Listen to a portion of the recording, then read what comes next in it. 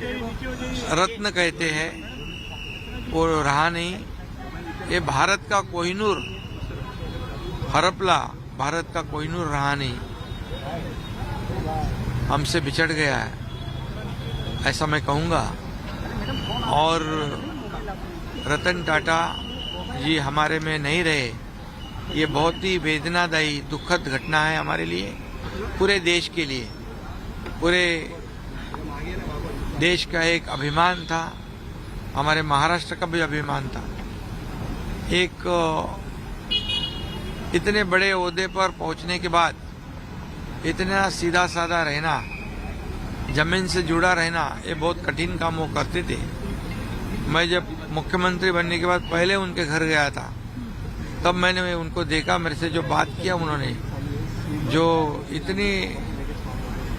इतना व्यक्तिमत्व जो है उनका, डाउन टू अर्थ, एक सीधा सादा रहना, मराठी में हम कहते हैं सादी राहणी, उच्च विचारसरणी।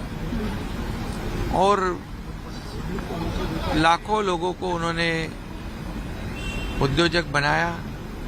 उनकी इंडस्ट्री बहुत पुरानी है और ऐसे टाटा कंपनी के वो सर्वे सर्वा थे। और आज मैं यही कहूँगा कि उनको देखकर लोगों में ऊर्जा आती थी, प्रेरणा आती थी। और वो हमारे महाराष्ट्र और हमारे भारत देश का अभिमान है, स्वाभिमान है।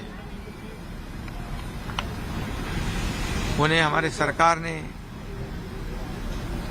उद्योग रत्न पुरस्कार, उनको कई पुरस्कार मिले, पद्मश्री, पद्म विभूषण, और जो भी पुरस्कार उन्हें मिले, उनको देने से उस पुरस्कार की ऊंचाई बढ़ गई।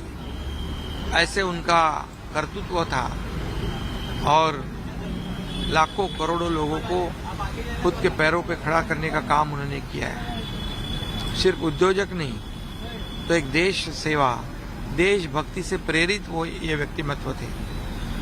ऐसा इंसान होना, दोबारा मिलना, ये मुमकिन नहीं है, मुश्किल है सर। जनरल कैसे? और इसलिए मैं उनको महाराष्ट्र सरकार की ओर से और महाराष्ट्र की तमाम 12.5 करोड़ जनता की ओर से भावभीनी श्रद्धांजलि अर्पित करता हूँ। उनका आदर्श लेकर आगे बढ़ना, उनके आदर्शों पे चलना, यही उनके लिए सच्ची श्रद्धांजलि साबित हो सकती है। सर, फ्यूनरल किस प्रकार से? 10 बजे से 4 बजे तक उनको एनसीपीए में दर्शन के लिए लोगों के लिए रखेंगे, ऐसा उनके रिश्तेदारों ने कहा है। और उसके बाद आगे की अंतिम विधि उनका होगा, बदली में होगा, ऐसा कहा होगा। मैं फिर एक बार उनको भावपूर्ण श्रद्धांजलि अर्पित करता हूँ। Thank you sir.